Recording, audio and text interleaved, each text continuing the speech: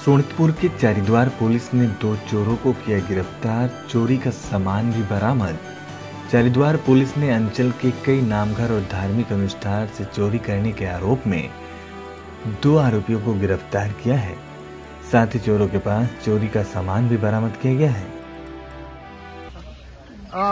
চাৰিদ্বাৰ কেন্দ্ৰীয় নামঘৰত চুৰ হৈছিলে, কালি চুৰ ধৰা হৈছে।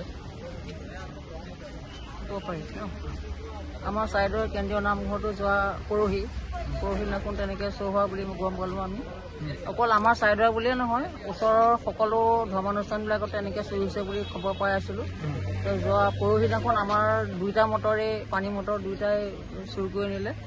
যোৱাকালি আমি আহি চাই চিতি আমাৰ মটৰৰ লগতে আমাৰ কেটলি লগতে বাল্টিং সেয়াও হেৰাইছিলে। গতিকে আজি আমি থানাত আহি পেলাই পালোঁ, সেইখিনি তেওঁলোকৰ তৎপৰতাত ধৰা পৰিলে।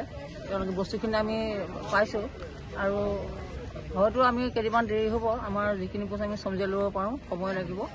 গতিকে আৰু চুৰ ধৰা হৈছে আৰু চোৰ ধৰাৰ কাৰণে আমি থানাৰ কৰ্তৃপক্ষক ধন্যবাদ জনাইছোঁ।